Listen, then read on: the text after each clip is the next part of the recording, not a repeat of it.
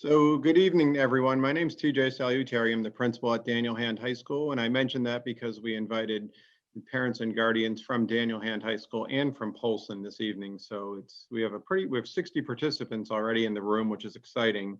I would like to welcome everyone to our presentation this evening titled How to Pay for College. Before I introduce our speaker, I would like to thank Sherry Farmer, who has put a lot of time in organizing this event and has done a lot of work to offer this opportunity. Typically, we would be in person, but in the pandemic, will be very similar, but certainly not the in-person touch. I am excited to introduce this evening's presenter. His name is Tom Martin, who's a professional speaker, author, and financial advisor at Vaylark Financial Services with more than 10 years of experience. He works with college-bound families to make the most of school selection, maximize financial aid, minimize student debt, and help parents retire on time. Great intro. And Tom, we really appreciate your time. I know we're all really busy. So thank you and welcome virtually to Daniel Hand High School. Thank you, guys. Thank you. Thank you. All right. So I think we have gotten a lot of people in. There are still some people in, Sherry, if you can kind of monitor them, that'd be great. But I think we're going to get started here. All right, so like I said, my name is Tom Martin. So guys, I am just going to turn off my video here because I get distracted by watching myself speak. That way I can kind of plug through this. We have a lot of stuff to kind of go through here, so I'm going to try to proceed as reasonable as I can. But I know you guys have better things to kind of do tonight. But I thank you so much for being on here.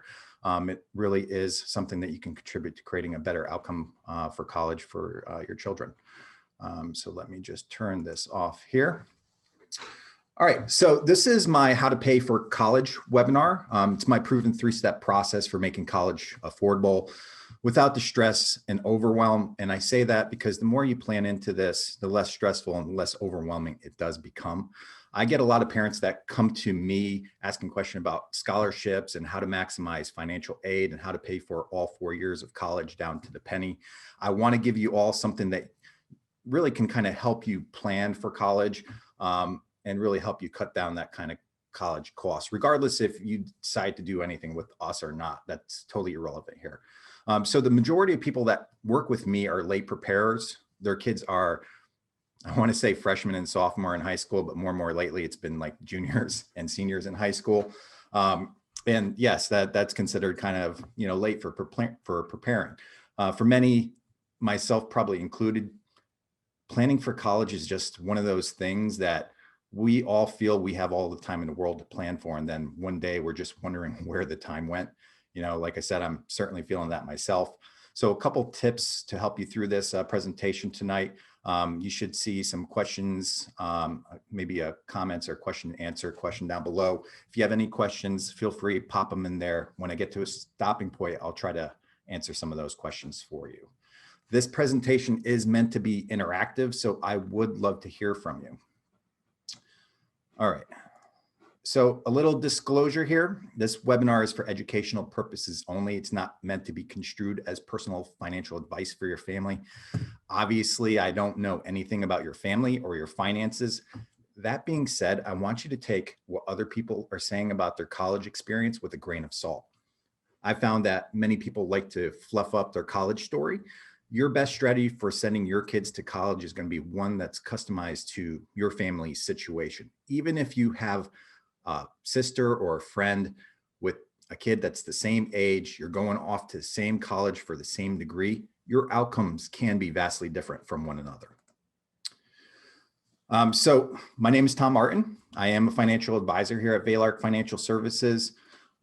I work closely with my families here to craft a well thought out and integrated college, retirement, tax, and investment plan. My work and advice has been featured on Jim Cramer's The Street, Business.com, NerdWallet, Guidevine, Discover, and a lot more places. Personally, guys, business aside here, parent to parent, if I were in your situation, I'd want to know how my kids were going to go to college. I'd want to know how my wife and I were going to pay for all 8 years of college down to the penny. I have 2 boys. That's 8 years of college at $30,000 to $60,000 plus per year. How am I going to do that without pushing retirement back a few years or just getting in over my head? Now, if you're working with a financial advisor right now and they can't answer that for you, you might want to kind of dig in and get these answers, because this does affect retirement. So here's the agenda for tonight. We're going to focus on what I like to call 5 critical things that every college-bound family needs to know. And those are how much colleges think you can afford, which is your expected family contribution, or EFC, how much your family can actually afford, which is going to be vastly different from that number. And then number 3, once you got 1 and 2 all set, how do we go ahead and find the schools that are going to be most generous with financial aid given our family's circumstances? And then what's the out-of-pocket expenses that we're looking at here for all 4 years of college and across each institution that we're looking at? How do you compare these colleges and universities and their award letters side by side? Where can you get family discounts? Because sticker price is actually, it's irrelevant if you are an informed consumer and you know how to shop for colleges. Now, it's about finding those schools that are going to be generous with your family.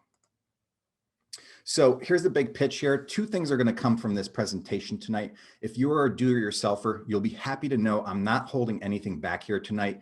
You're going to get great guidance here on how to go and where to go fishing for more resources. We also have resources on our website at vaylark.com. That's VAYLARK.com. There's videos on there to help you out, downloadable guides and all that good stuff. And then if you're someone that says, hey, listen, this is kind of a little bit more complex than I was thinking, I might need a little hand holding. We do offer complimentary 30-minute Zoom meetings as well. I talk to a lot of people. I don't charge them anything. I really am just focused on trying to create an ideal outcome for the student here. Because what ends up happening is people wait until the award letters start coming in, which is really this month right here.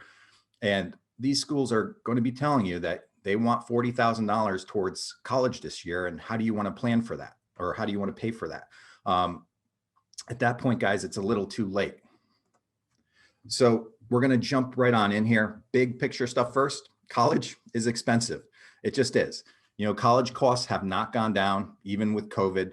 Some schools might be reducing their tuition by 5 or 10%, but when you're looking at a sticker price of $60,000 at some of these schools, and just for tuition, that's really nice of them, but it's still expensive. So I'm going to go through college at a very high level here. What's going on with the prices across the board, student loans, all that stuff. We're going to break it down into how do we actually dig in and make a plan for our family.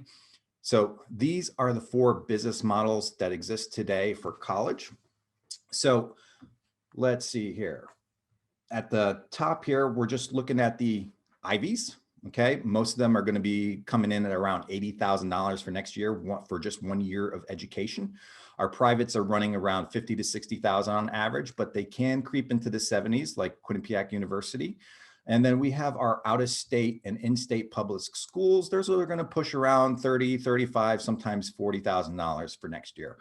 Now, out-of-state state schools are generally going to cost 2 to 3 times the tuition of an in-state school, and the way that they run their businesses, it can be vastly different from one another. So I talk a lot about understanding a school's business model to understand how to get discounts. It's all about figuring what schools are going to be good for us. And if you know these things ahead of time and you understand what schools are going to give you the discounts and which one aren't, you're going to save yourself a lot of stress and overwhelm here. Now, one of the most dangerous things a parent can say to their student throughout this whole entire college planning process is, hey, if you get in, we're going to figure it out.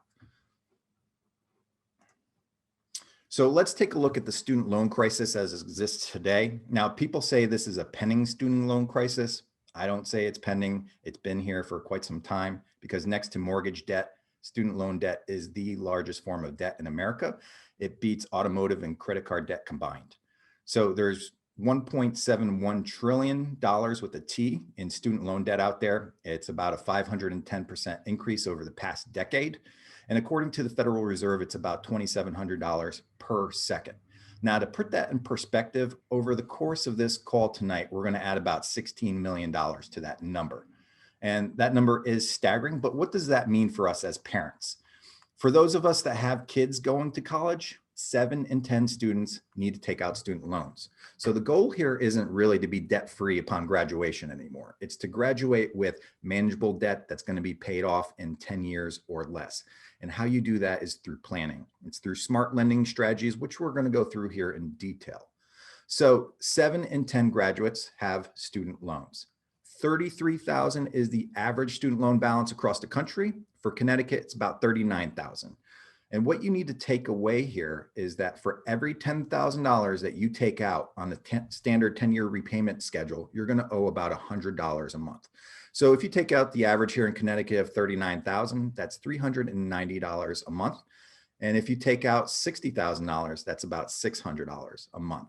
Now, many of your kids are going to be tempted to stretch that payment over 30 years. And the reality here is that they're going to be paying 3 times the amount of interest. And that's not really a solution. Being in student loan debt into your 50s is not an ideal equation. Going to school, finishing in 4 years, and being out of student loan debt by your early 30s, I think that's a really great goal to kind of strive for right now. So let's go over the first topic here, and that's what colleges think you can afford. So how much colleges think you can afford is largely driven by what's called your expected family contribution, or EFC. It's a very important part of your journey, and you do need to understand it. So the primary form that you're going to be filling out is called the FAFSA, which is the Free Application for Federal Student Aid. That application flows into what's called the federal formula. Now, the federal formula is a calculation on how much you should have to pay for college next year. So it's all formulaic and it's all public information. So from a timeline perspective, if you have a junior in school right now, you're going to be a class of 2022 grad. Their college is going to be right around the corner in fall of 2022. They're going to be filling out an application for admission fall of this year, right at the start of their senior year. Common application opens up as early as August 1st for some of these schools, and FAFSA becomes available on October 1st every year, the fall of the senior year of high school.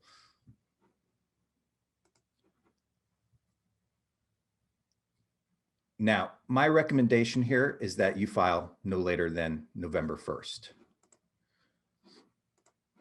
Now, if you remember the first couple of Black Fridays where people were literally trampling over each other just to get great deals, that's kind of how you want to treat FAFSA. You're basically saying here, hey, school, if you have money, we would like some of it.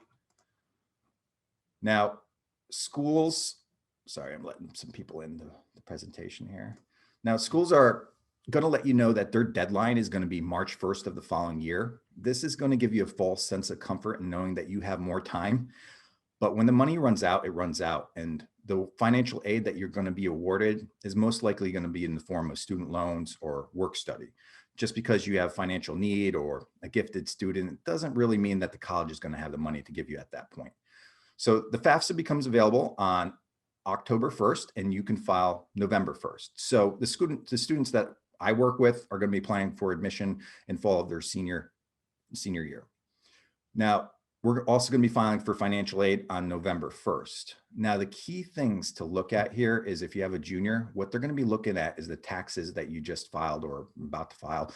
It's what's called your base year for tax years. If you have a junior today, that's your tax year is already locked in. This is called your prior tax year. If you're going to school fall of 2022, colleges are going to be looking at your 2020 tax year. Now, the good part here is that people used to have to scurry around before taxes were even done. Now you can just use the IRS data retrieval tool, link your tax information, and you're done in like relatively quick amount of time. Now, this is the FAFSA EFC formula, and it drives about 90% of what your expected family contribution is, basically what they expect your family to contribute to college next year. Now, I'm not going to get too deep into this, but I do get questions about this, especially where grandparent money comes into all this. So here are the things that they're looking at. They're looking at parent assets, student assets, parent income, and student income. Now, how various monies are assessed and drive up your college are all right here. If you ever heard the saying, do not put money in your kid's name, this is where it comes from. You'll notice here that money in the kids' names, which are UGMA accounts or UTMA accounts, savings, mutual funds, they're all assessed at 20%. Whereas if the money was in the parent's name, it would actually only be assessed at 5.64%. 529 college savings plans are actually assets in the parents' names with the child listed as a beneficiary. Grandparents that set up a UGMA account or UTMA accounts for their kids, those are money in the kids' names, and that can actually disqualify you from scholarships. Parent incomes are also assessed at 22 to 47%, depending on your income. Kids' incomes are assessed at 50% with an allowance of, I think 6570, close to 6,600 here. So what you need to take away from this, that it's generally smarter to have money in the parent's name than it is in the student's name. Now, here's what's accessible and what's not. So the FAFSA is going to tally up everything here on the left, everything in non-retirement accounts. They're going to tally it up, and what they're going to say is we want 5.64% of that towards college this year. Now, this is where I'm going to start a rant. There are people in the financial services industry and the insurance industries that are going to claim that they're college funding experts, and what they're really trying to do is sell you insurance. Now, the strategy that they use is to hide some of your money in insurance, and it can work. But what I'll tell you this is that what the government wants from you is probably a whole lot less than what the insurance is going to cost you. And not to mention insurance is going to lock up your money until 59 and a half and come with surrender fees and penalties. So the far biggest driver for the EFC is parent income. On the lower end, it's assessed at 22%. On the higher end, 47%. For round numbers, whatever your adjusted gross income is, they want 22% of that towards college this year. So this is a quick reference guide that I've created for some of my clients. If you make about $150,000, you're filing married, filing jointly, you have 2 kids, they think that you're able to afford $31,933 this year towards college. Now, from here, you need to ask yourself if you're a financial aid candidate. If you're not, then you need to stop worrying about need-based aid, and you need to start focusing on the things that can actually be impacted. So I want to get into some of the differences between these schools. There are schools out there that also use what's called a CSS profile, which is the College Scholarship Search Profile. And that's what drives what's known as the institutional formula. So we have the federal formula with the FAFSA. We have the institutional formula with the CSS profile. Now, what we're talking about here is going to be the institutional formula. This is where your private and elite colleges, they have significantly more money to kind of give. So understanding how they award financial aid is very critical, and it can be a very dramatic difference between something like a public school and a private school. This is an and, not an or. So if you are looking at CSS profile schools, you still need to fill out the FAFSA. But in addition, you also need to fill out the CSS profile. Now, the CSS profile asks about 50% more question. It takes about 5 times as long to complete. But for some families, it can really create a better outcome for you. I also want you to make you aware of what's called the 568 presence groups, which is also called the consensus methodology. It's another calculation out there. Now, the schools on this list are some of the best schools in the country, and also some of the highest priced ones. These schools all came together, and what they said is, we're going to look at things the same way across the board. If you have a gifted student, we don't want money to be a barrier for your family, so we're going to let your student in, and we'll just figure out the finances later. Now, these schools are what's called need blind schools. So they're going to meet at or near 100% of your financial need. So if you have a talented student and you have need, these schools might end up being more affordable for you. All right, so here are some of the differences between each of the methodologies that I just mentioned. Some things that I want to point out here. Again, insurance products does not work on CSS profile schools and consensus schools. They're still going to assess those, so those won't help you. Also, home equity. FAFSA does not care about home equity, but when you look at a profile school, they can change year by year on how they look at home equity. The consensus methodology schools, they're very clear. What they say is, we're going to look at 120% of your income. So if your family is bringing home $100,000, they're going to say, we're going to look up to $120,000 of your home equity, and we're going to assess that at 5%. And we would like that towards college this year, please. Now, another big thing on this list is assets in the students' names. Consensus schools assess this at just 5%. Profile schools will assess it at 25%, and FAFSA schools at 20%.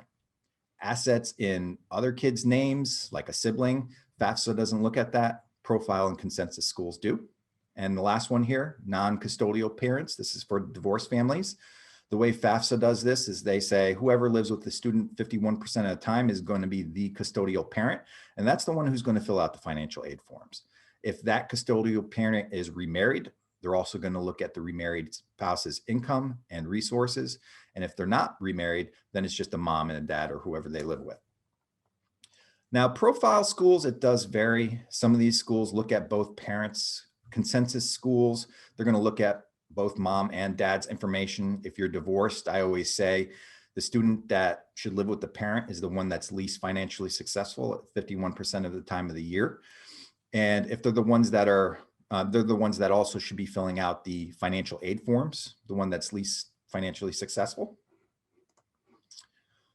So I am just going to take a quick look here if I can figure out any questions here. I think we are okay. So I'm just going to continue on. Next, we're going to look at how much your family can actually afford. So I put together this worksheet over a long period of time working with families. It's a great guide in helping you understand where to start. This is where you start, not necessarily where you end up. So on the left side here, we're going to tally up all your resources, understanding where you are today. So we have over here, we have parent resources, parent loans, student loans. We have other help like grandparent help. So with 529 savings, that's kind of self-explanatory. List all your 529 money here, other assets that you might have earmarked for college. Cash flow, this is kind of crucial, I feel. Monthly cash flow is really underestimated by a lot of parents. This is the money that you're currently saving for college. It's the money that you're currently using up to feed your student, to give them clothes, take care of them. It's obviously not free for them to live with you. So we want to kind of jot down what your monthly cash flow might be that you're spending on them today, and then tally it up across the year and put that number in there. Also think about any kind of private K-12 tuitions you might be paying towards sports, clubs, and all that stuff. Understanding that cash flow that you're spending for them and spread it across the 4 years, and believe me, it really adds up. And then the last piece here in parent resources is the American Opportunity Tax Credit. Now, what the AOTC says, or the American Opportunity Tax Credit says, is if you spend $4,000 on education this year, we're going to give you $2,500 back in your tax credits on next year's tax return. Now, there is a phase out for this. If your income's over $180,000 of modified adjusted gross income, you do phase out. But looking at where you are with that is a very important piece here.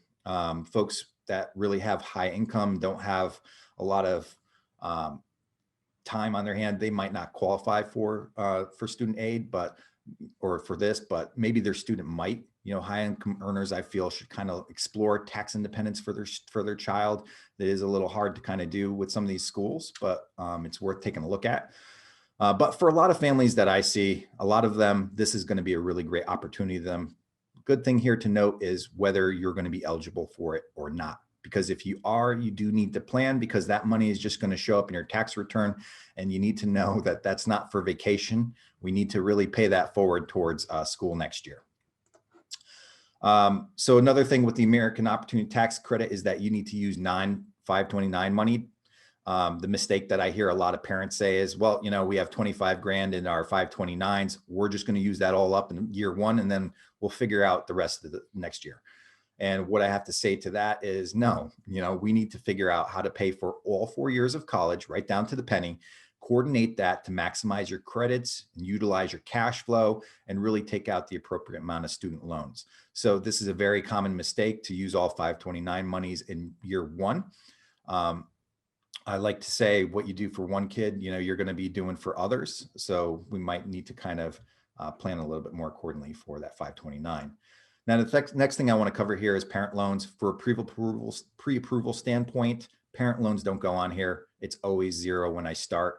You just don't want to start there with parent loans. Is it something that parents utilize and choose to? Yes, absolutely. But from a starting point, we don't put it on here. What people don't realize is that when their last kid graduates from college, they're going to be in their 50s. And for most people, it is just not smart to be in your 50s and start a new mortgage. Now, the next piece here is student resources. I recommend having a conversation with your student and your spouse about this. Will your son or daughter be working in school? And are they going to be expected to contribute some of that money towards the cost of their education? I feel that doing this lets your student know, hey, here's your part in all this, and this is what you need to do. Because for kids, I mean, what does $100,000 in student debt or $200,000 even mean to them? You know, as a society, I don't really feel that we do a great job educating our young people on personal finance. Even for most of us as adults, we have to learn about finance through the School of Hard Knocks. Just a simple equation of saying, hey, maybe they will work part-time, holidays and summer. Maybe they could put away $200 a month or $2,400 over the year. Over a 4-year period of time, that's close to $10,000. And again, if that's applied to their education and they understand that, what that means to them is their student loans are going to be $100 less a month. Now, I don't know about you, but when I was 22 or 23, that $100 a month really meant a lot to me, and it still does today. So just putting that into perspective and helping them understand that this is where they're going to contribute through work study, or maybe they're waiting tables or whatever it is, and understanding that's going to help them with college, I think that's really kind of meaningful there. The next piece here that we have is student loans. With student loans, there's basically two types. There are federal direct loans, and then there's also private student loans. A lot of you might know the federal direct loans as Stafford loans. The thing that I want to press upon you here is that having a smart lending strategy is absolutely critical. You know, over the 4 years, the maximum that you could take out in federal student loans is $27,000, but each year is a use it or lose it.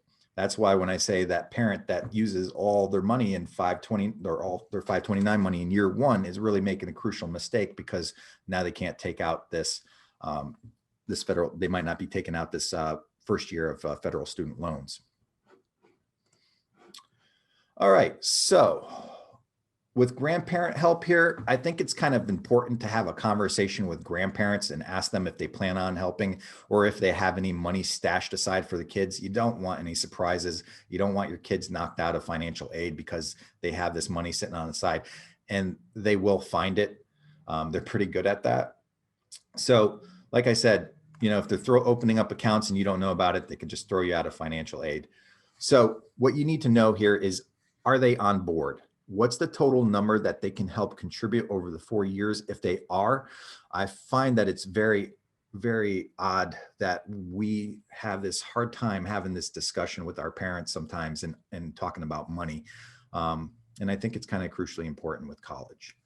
So when we put this all together, you're going to get what's called, what I call your 4-year pre-approval. Now, there isn't, unfortunately, a pre-approval with college like there is with mortgage. So I kind of go through this process with my clients to say, hey, listen, this is your pre-approval number. Now what we need to do is go out and find colleges within this number. And that way we set up our student for the best possible outcome we can.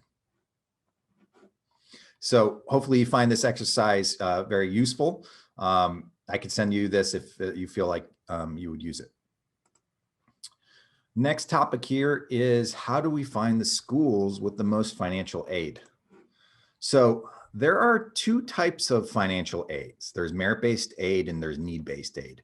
Merit-based aid is exactly what it sounds like. It's based on being extraordinary in a particular area. Merit-based aid is scholarships, it's gift aid, it's money that you don't have to pay back and that you don't have to work for. Now, need-based aid is a little bit more convoluted. You have to qualify for it based on the need of the family, and it can be awarded through scholarships and grants, but oftentimes it's also awarded through student loans and work study.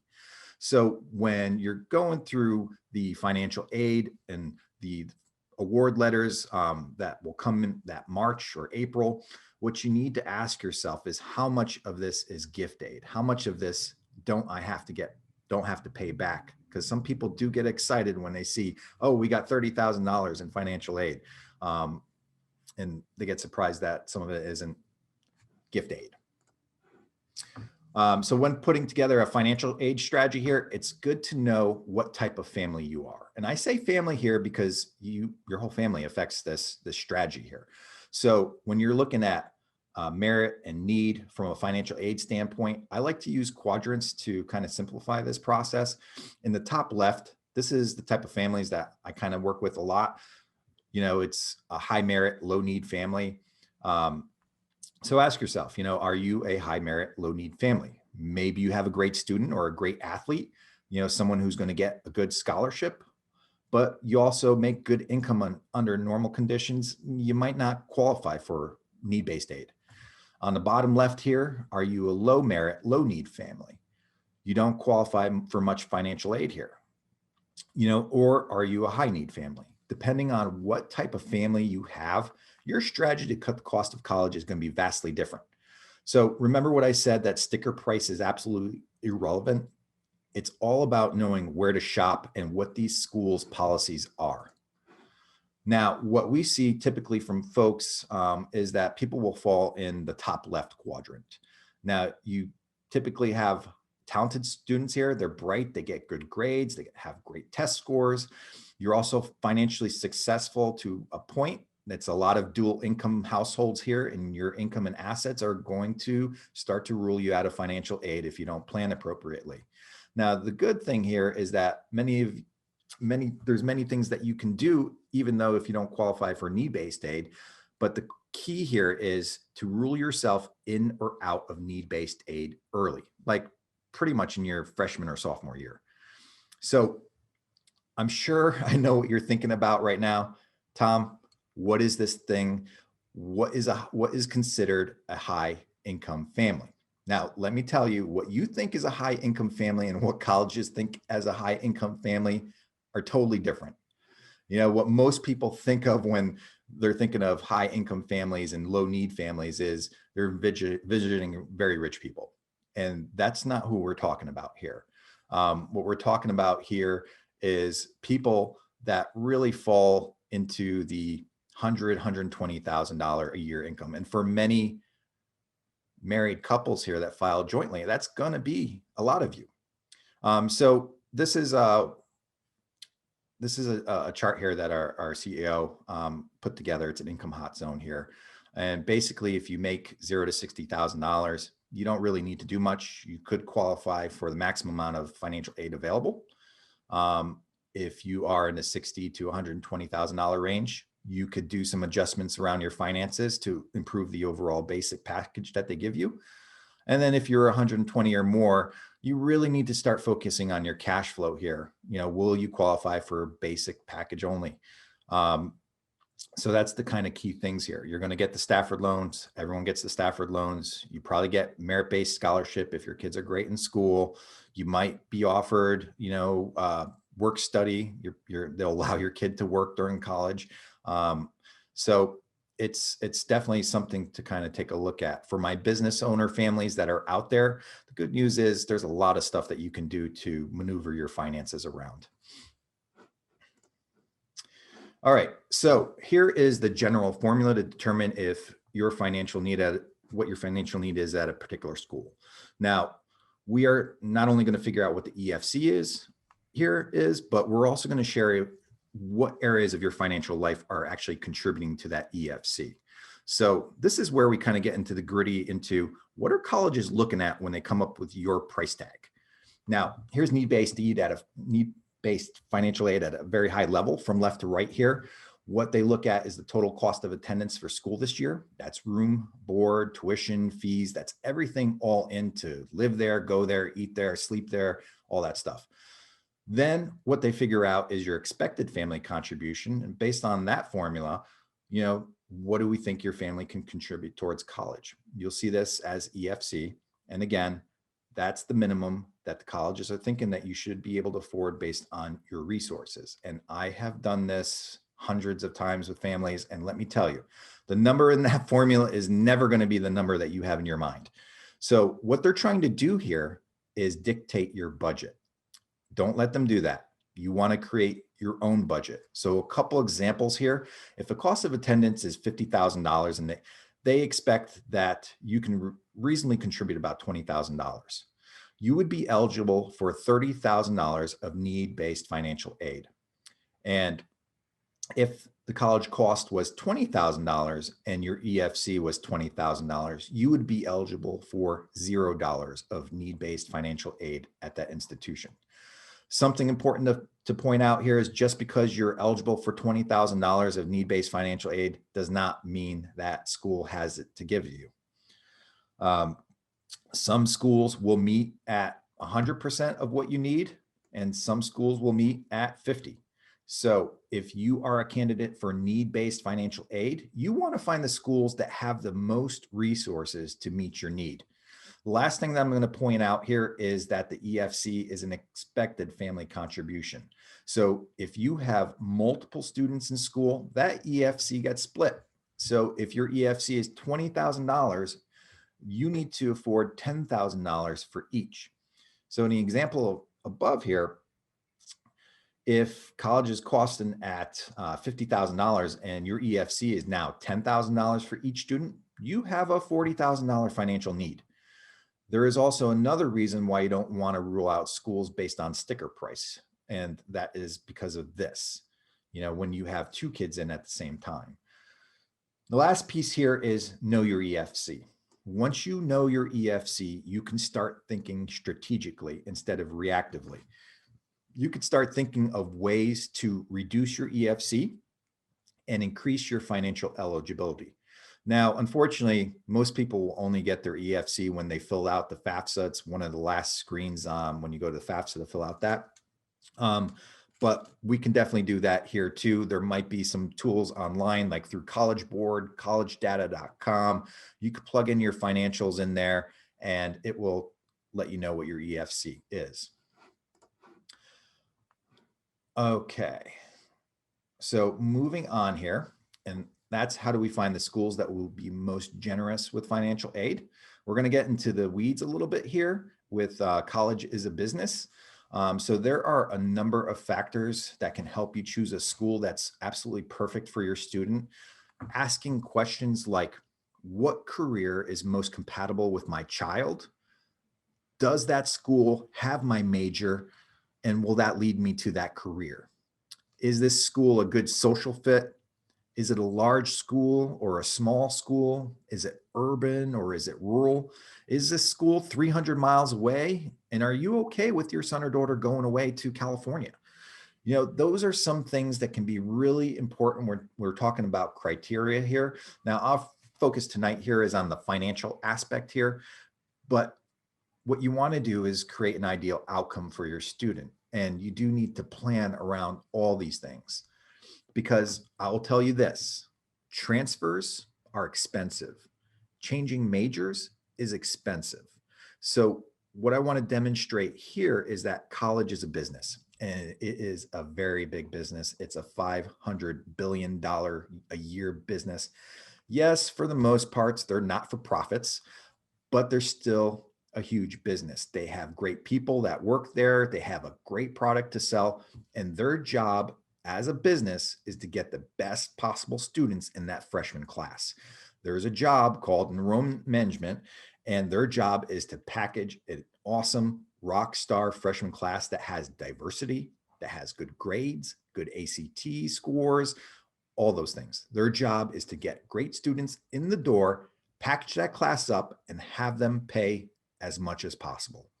Now, our jobs as consumers is very different. As parents, we need to flip that on its head. We need to find the best possible schools with the majors that can lead our kids to the careers that we want, and we need to pay as little as possible for it. Sticker price being absolutely irrelevant. As you're shopping around for these schools, the things on the right here are what you need to be looking at. All right, you need to know the graduation rate. What we know in the US is less than 45% of our kids are getting done with college in 4 years, and 60% of students are graduating within 6. We also know that 68.4% of students graduating high school are going to college. Now, the reality is not all of them should be going, but still, it is the clearest path that we can see to living a really better life, to better earnings, to better job satisfaction, and just an overall better life.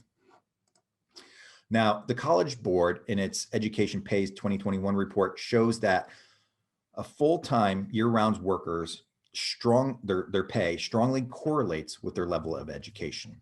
For example, the student who achieves a professional degree such as an MD or JD may see earnings of more than $120,000 a year. And those interested in a PhD, which is more of a research-based program, may see earnings of $102,000 a year or more. Now, by comparison, a worker with a bachelor's degree may see upwards of $65,000 a year in earnings. The high school graduate who went directly to the workforce may see earnings of $40,000 a year. And if you ever question the value of investing in higher education, if you're wondering if home renovations or other standard of living upgrades are vying your attention for your savings, just keep in mind here that it is a proven fact that higher education does pay. So let's take a look here. I think we're good to go.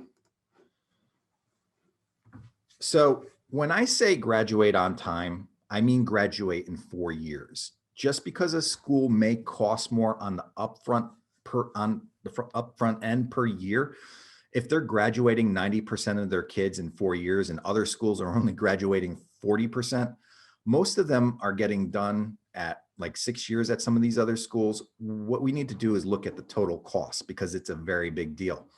Another thing to consider here is that if you're at these schools in your 5th or 6th year, your scholarship runs out after the 4th year. So your 5th and 6th years are full price. And if you're going there for 4 years and you've got 1 year more to go, guess what? You're going to pay full price for that last year because you're just too close to finishing, right? So what we need to do here is create a good plan. So we pay for 4 years, graduate in 4 years, and get done on time.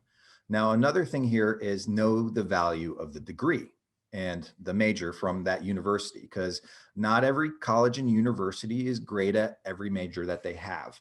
Now, they may be great at maybe a quarter, maybe a half at some of the best universities. I mean, University of Connecticut has something like 100 majors, and I guarantee you that they're not the best in all of them. Different schools have different strengths, and as you go out and shop, you really need to factor all of this stuff in. So moving on, what employers are looking for from students is that they graduate with experience. Employers are looking at what you did, what kind of internship opportunities you've had, and so on. So as you look at these schools, that's really important. Ask them what they're doing to help that kid graduate and get a job, to have a return on this investment of college that you're about to make. And the last part here is know how financial aid is awarded. So let's talk about scholarships. These are statistics from Sallie Mae, one of the largest servicers of student loan debt in the country. In 2013, there was nearly $20 billion in private scholarships awarded. About 1/3 of college is being paid by these scholarships. Less than 0.5% is actually student athletes going to college for an athletic scholarship. So that's something to kind of note here. Over 85% of the money is really given by the institution itself. So understand that school's financial aid policy. Fill it in with a little bit of private scholarship. If you're a need-based candidate and you're awarded private scholarships and also qualify for financial aid from the institution you have to report the private scholarships to the institution, and they will reduce your need-based scholarship based on what you receive from private scholarship. So it's kind of a double-edged sword sometimes. Now, the only strategy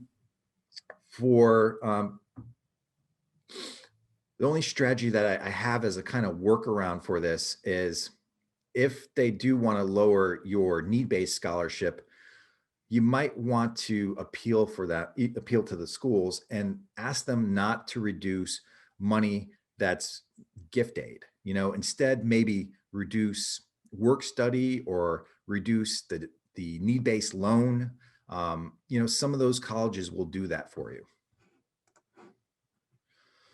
And then we get into how they actually award these scholarships. So this is the real nitty gritty here on how schools award merit. A lot of schools offer financial aid in pretty much three different ways. They offer it a competitive package. They offer an automatic package, and they offer a grid base. So competitive, grid, or automatic, or just a regular package. Now, the competitive scholarships, it's exactly what it sounds. It's a competitive process. Maybe you have 1,000 kids applying for competitive aid, and these schools are going to give away 20 full rides to maybe of them. The other way to think competitive package is the top 25% of these kids are going to be incentivized. You know, they want to create competition there. So if your kid's in the top 25%, your likelihood of getting some of this money is pretty good. Grid-based scholarships are awarded based on a grid. I'll go into that in a little bit more here, but grid-based scholarship is very easy to understand. It's if you meet this criteria, you get this package. UConn happens to be a grid-based school. And package schools, these tend to be the small private schools. They compete with some of the other schools with each other, and they're willing to kind of award you a package based on some of the other financial aid awards that you get out there. So it's kind of important to understand how, well, the business model of these schools and understanding how they give out aid. And then you can kind of understand which schools might be better for you. So normally I'd like to go over how to figure out what schools offer, but we don't have a lot of time for that. So I'm going to go over what's called collegeboard.org. This is a really great resource for you. I live on this website. You can really go on to collegeboard.org. You could type in some of the universities that you're looking at here, and you could really just search and see what they end up offering people.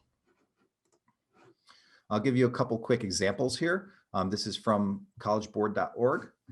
So if you wanted to go to Quinnipiac University, which is a private university, they're going to tell you that their average financial aid package is $28,873. That's their average discount. We also know that they meet 67% of need. So the average non-need is $17,549. Now, it's very enticing for them to say that their average package is $28,873, but that's actually absolutely irrelevant if you're not a need-based family. If you're a non-need-based family, you're only getting $17,549. So if you're not a need-based family here, you're going to have quite a bit of out-of-pocket costs at this school at about maybe $45,000 a year. I've had students graduate from here with $250,000 in student loans for a bachelor's in marketing. The thing that I want to point out here is that you really want to match your family up to these schools, because applying to some of these wrong schools won't create an ideal outcome for you. So Yale University, did we talk about UConn? No, I think we did not. So UConn is also a public university here. What they tell you is that their average financial aid package is $16,367. What we also know is that they meet 59% of need out there. And their average non-need based aid here is $10,711. Yale University out here has some really gifted students that go to their schools. It's absolutely impossible for them to award merit-based scholarships because their kids are just so smart, right? But what they will do is they'll meet any need-based aid that you require. So I said, if you have a gifted student and your family has financial need, they will meet at or near 100% of your need. That's all the Ivy schools out there. But if you don't have a financial need, you know, they're not going to give you anything out there. So I do have some questions in here. Let me take a look.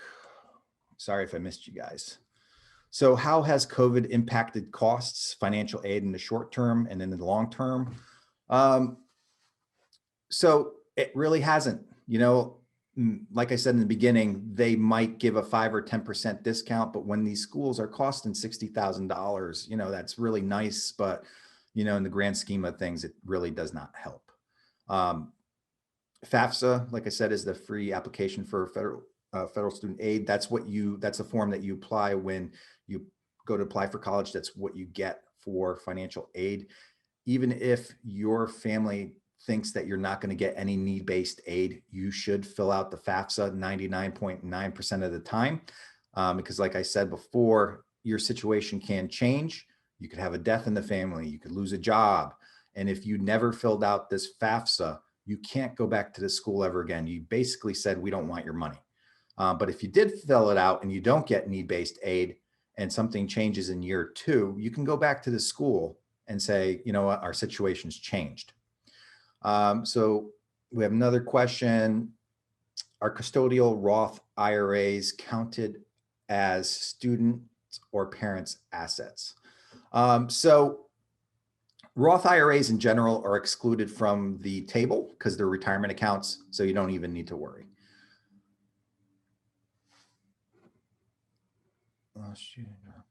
How important is your mortgage in applying for financial aid and grants? So like I said, with mortgages, if you're applying to FAFSA schools or public schools, mortgage isn't really an issue. But if you do apply to some of these private schools, they may assess some of the equity in your home. Some of the schools will assess up to 120% of your income. So if you make $100,000, they'll assess up to $120,000 of equity in your house. It's very important to note that can swing your cost of college by a good chunk of change. We're talking $30,000 to $40,000.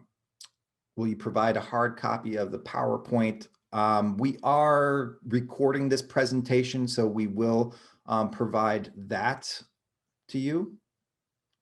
This appears to be recorded. Yes, you'll get the link. Your strategy change with FAFSA simplification. I can't go into that right now. And so with the FAFSA, when you do get financial aid, you do need to recertify the following years. They will calculate all 4 years of financial aid based on your prior tax year, but come year 2, year 3, they will be asking you to update things. All right, so let's continue here. Out-of-pocket costs for all 4 years. So this is kind of a report that I give to my clients in our planning sessions. We break down the entire cost of college here for each of the schools that we're applying to. Here, you're going to understand the total net cost of your student's education across the board for all 4 years. So here, this is Sacred Heart University for one of my clients. We have year 1, 55, year 2, 57, 59, 60. As you can see, it's getting adjusted for inflation for a total of 232. This is for all 4 years. We calculate how much that will be in terms of monthly repayments. On the back end of it, we have all the resources that you have for college, which calculates into our pre-approval amount for you. Then we come up with our funding gap. This is the gap that we have that we need to figure out how to pay for. So this is after all our 529s are spent, all our pledged assets are spent. Maybe we have, as parents, maybe mutual funds that we're earmarking, you know what, that can go to the kids' college. We're earmarking that. Cash flow for all 4 years, how much we're assessing for cash flow. We're willing to contribute towards college while they're in college.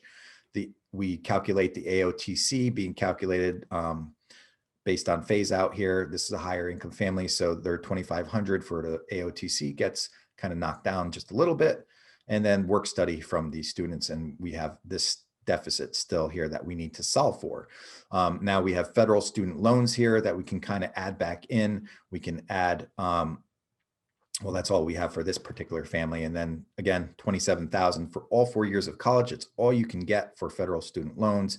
And now this is our remaining gap that we need to find out how to fund here for all 4 years. So this student here going to Sacred Heart University, after everything's used up, after federal student loans are used, we still have a $146,000 gap that we need to figure out how to fund, and we need to get creative with that.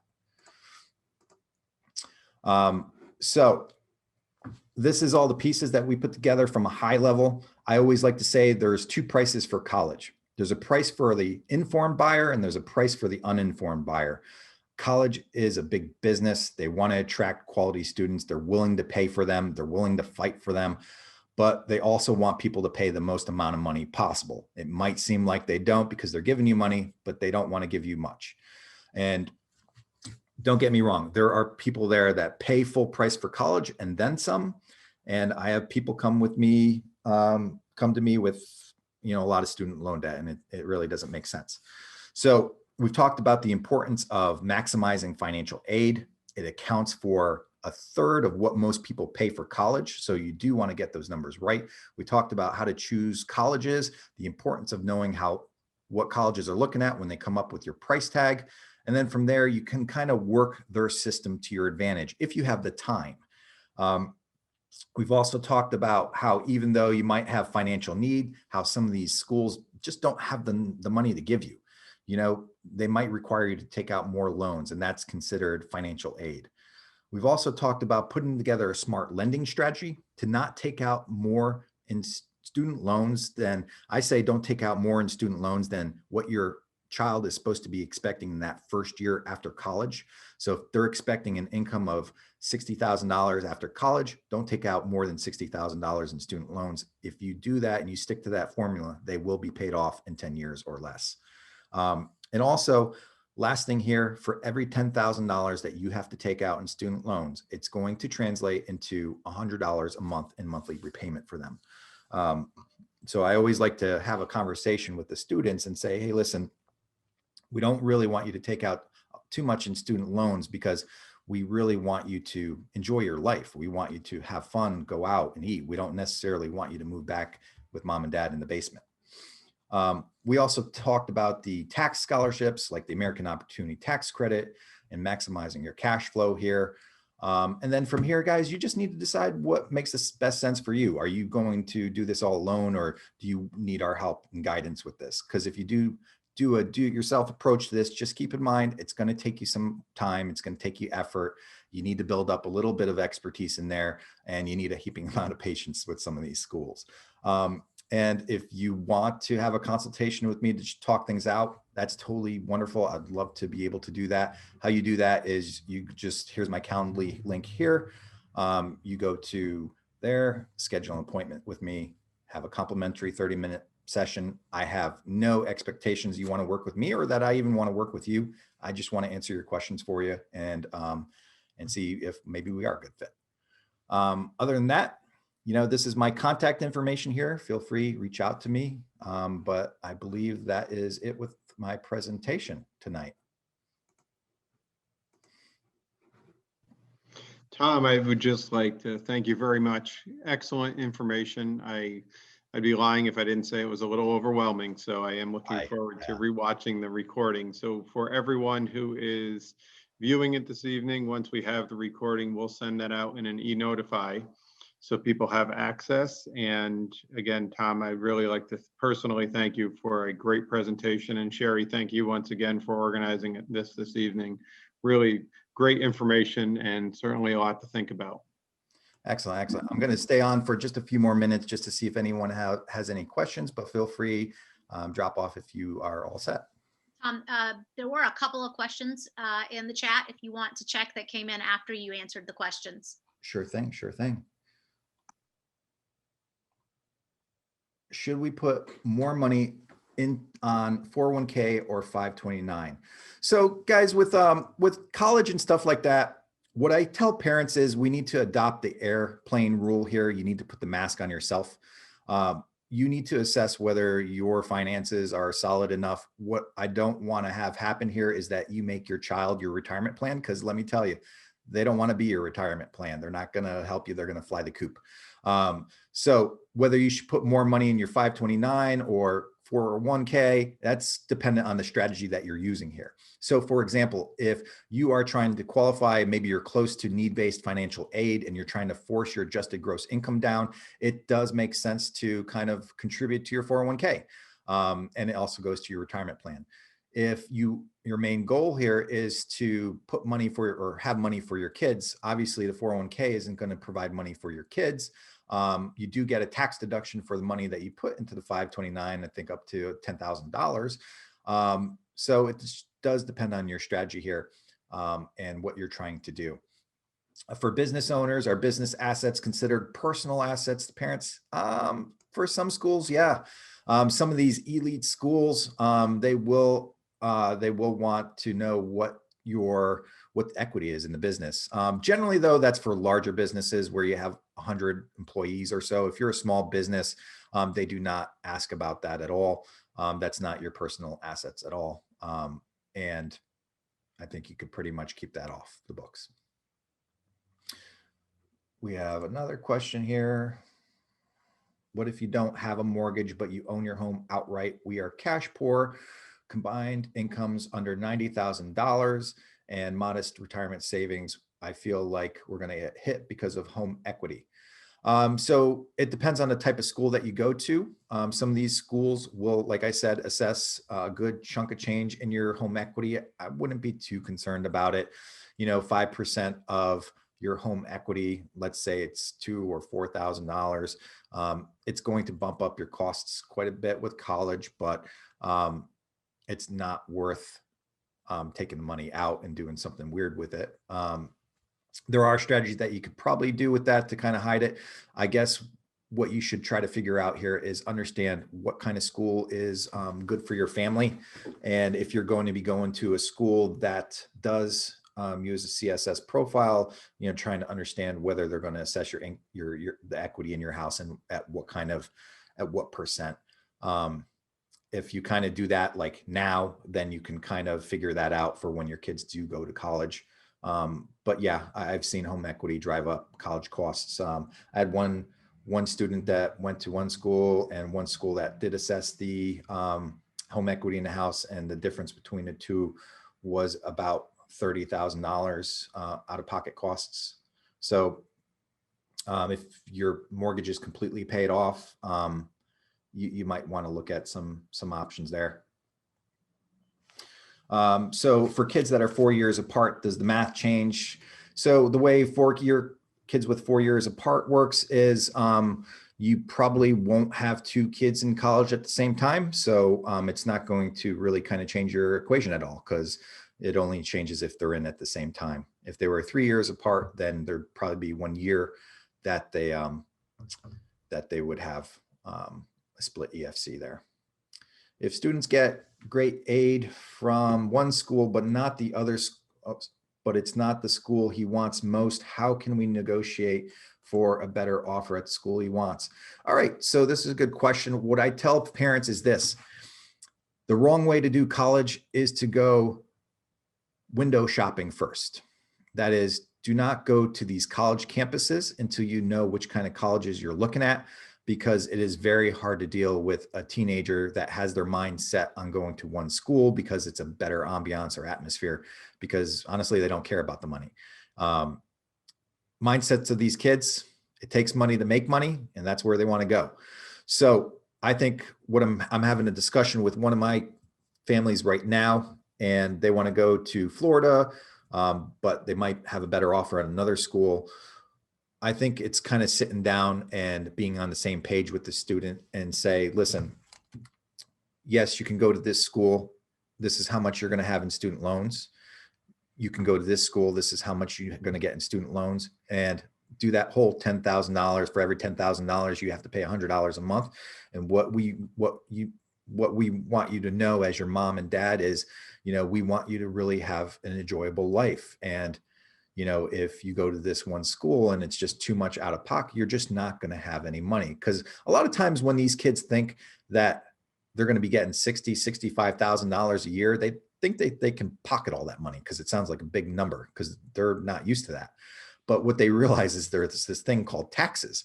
So I think if you just make a honest discussion with them and talk about the finances of their decision, let them make the decision, because ultimately they're the ones that have to pay it. I wouldn't take out Parent Plus loans and get too committed to that for their decision. Collegeboard.org, is it a good place to search for schools that give merit aid? So what you need to understand is whether your student is a merit-based candidate. Look at some of these schools, see what they consider to be a merit-based, see what merit-based packages they offer. And then you can definitely go on to collegeboard.org, see what kind of awards that they will offer. But I really believe that your best bet is just looking at the school's websites, because they have all their merit-based packages on there. I don't think College Board will help you that. It's good for the need-based stuff, but merit-based stuff, I think you might want to, it's too unique for them. You probably want to go to the schools. Some states schools where the parents reside provide discounts. Should this be considered when shopping? Of course. Yeah, definitely. There's a lot of times, a lot of schools will offer in-state discounts. What you need to know is what the out-of-pocket expense is. All in, all said and done, what are you looking at for all 4 years down to the penny? We're not just doing a 1 year thing here. And if you have 2 kids, that's 8 years. So I think looking at what the out-of-pocket expenses is really what you need to focus at. Like I was just looking at UConn today, and I was really surprised that their tuition was a little higher than what I remember when I last looked at them. But in-state students will only get a $10,000 discount for going there. So they're looking at $30,000 to $35,000 a year to go there. That's not considering merit-based aid, but if they went to another school, $30,000, there's a very good chance that they can go and get into another schools. What you need to understand is that there are schools out there besides the ones that play on television every weekend for sports, and they would be willing to pay for your student to go to that school. And that's kind of what you're looking for. Who's going to pay the most? Tom, there was one more question. In your example on the one-page funding plan, for the student who loaned $98,000 over 4 years, if they are on a 10-year repayment plan, how much is that college grad paying per month? So I say 10%, $980. So in that example, though, it's not the loaned amount. That is what their pre-approval amount was. In this example here. So what we did was we totaled all the resources here, and everything gets calculated here. Between all the resources, between the American Opportunity Tax Credit, between the work studies that we're expecting, this $27,000 in student loans, we, and any kind of grandparent help here, we come up with $98,800. This is a pre-approval amount. This is the number that you can pay off in 10 years or less and be debt-free from student loans. All right. So what you want to do is go out and find the schools that will total that up for all 4 years of college. If there's a shortfall between this pre-approval number, then you got to ask yourself, is there anything that we can do to adjust any of this to make this higher? So if you're looking at $130,000 a year, for all 4 years of school, and you only have a pre-approval of $100,000, you have a $30,000 shortfall. Is there anything that we can do to increase the pre-approval number? If not, then we might need to figure out how to cover that shortfall of the $30,000. It could be through a lot of different ways, but that's what this was here. So, but in general, for every $10,000, you're going to owe $100 a month on a 10-year standard repayment plan. So the average in Connecticut is $39,000. That's $390 a month for those that jumped in late. If you take out $60,000 in any kind of student loans, federal, private, then you're looking at $600 a month. If you graduate with 120,000, which I see a lot of, that's $1,200 a month. And now we need to do really creative things to refinance some of that stuff. I hope that answers your question. I just want to give my kid a feel for the repayment. So yep, that's how you do. For every 10,000 that you take out in student loans, it's going to be $100 a month. And if your monthly take home pay or your biweekly take home pay is $1,000, and your student loan payments is $600 a month, you know, you're going to be left with $1,400 between car payments, phone payments, rent, because, you know, they're going to be moving out of the house, food, groceries, and entertainment. I think that really puts that into perspective of, hey, here's how adulting works. There is something called rent. There's something that's called taxes. There's something that's called groceries and takeout and entertainment and having fun. And what I want to make sure is that you have money to do that fun stuff.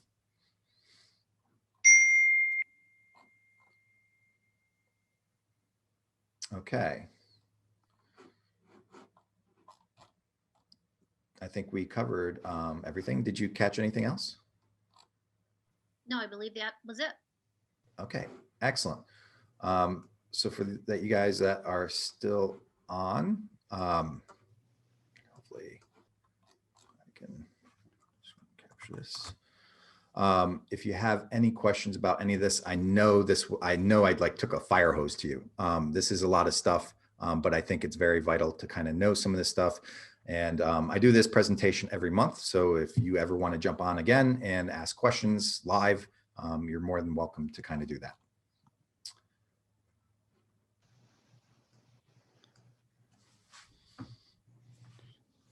No, Thanks you're again, very Tom. welcome. Great job. Thank you, Tom. Excellent, excellent, guys.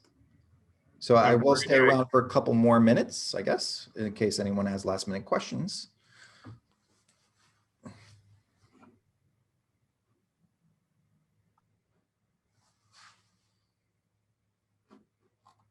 Can a Roth IRA be used without penalty to cover the EFC? So the way the Roth IRA works is it's after tax money. So you can take out money in a Roth IRA for a variety of different reasons. Now the Roth IRA has to be established for a certain period of time for you to be able to do that. I think it might be 3 years or something like that. D, there's no consultation cost. I just would like to be a resource for you. So a Roth IRA can be used to cover some of the college expenses there. There's a lot of great uses for the Roth IRA, even for a down payment on the first home for the kids if they have a Roth IRA. So I absolutely love the vehicle. It's great. And the Roth IRA is excluded from assessable assets. So dumping money into a Roth won't hurt you. Does college accept Bitcoin? That I don't know. But we also don't know if Bitcoin is going to be worth anything when you do go to college.